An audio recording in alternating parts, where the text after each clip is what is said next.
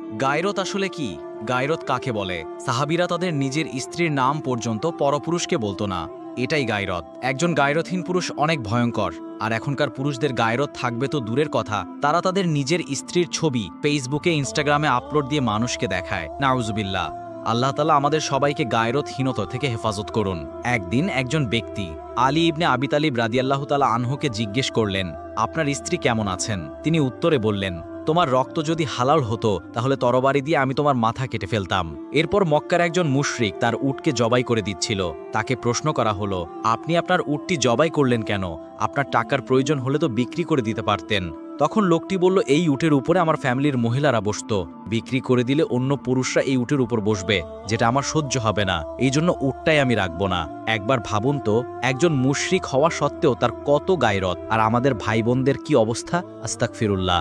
নিজের স্ত্রীকে পরপুরুষকে দেখানো প্রত্যেকটি মানুষ নির্লজ্জ, নির্বোধ, বিকলাঙ্গ, প্রতিবন্ধী, গায়রতহীন কাপুরুষ। আর গায়রতহীন পুরুষরা সবাই দায়ুস। রাসূল সাল্লাল্লাহু আলাইহি সাল্লাম বলেছেন, এরা তো জান্নাত পাবেই না, জান্নাতের গন্ধও পাবে না। সূরা হাদিদ এর ২০ নম্বর আয়াতে আল্লাহ তাআলা বলতেছেন, ওয়ামাল হায়াতুদ দুনিয়া ইল্লা মাতাউল গুরুর। এ দুনিয়ার পুরো জীবনটা ধোকার সামগ্রী ছাড়া তো আর কিছুই না। সেদিন মানুষ স্মরণ করবে, কিন্তু এই স্মরণ তার কি কাজে আসবে?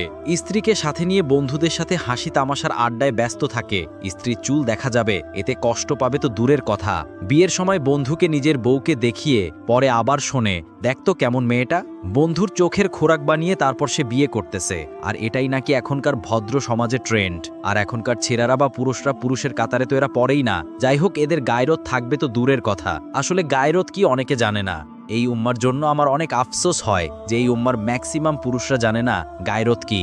ভাইয়েরা, গায়রত মানে শুধু রাগ বা শক্তি নয়। গায়রত মানে হলো নিজের স্ত্রী, কন্যা, পরিবারকে হেফাজত করা, তাদের আব্রু রক্ষা করা, তাদেরকে মানুষের চোখের খোরাক বানানো নয়। আল্লাহ তাআলা আমাদের সবাইকে গায়রতহীনতা থেকে হেফাজত করুন। আমাদের পুরুষদেরকে প্রকৃত পুরুষ হওয়ার তৌফিক দান করুন।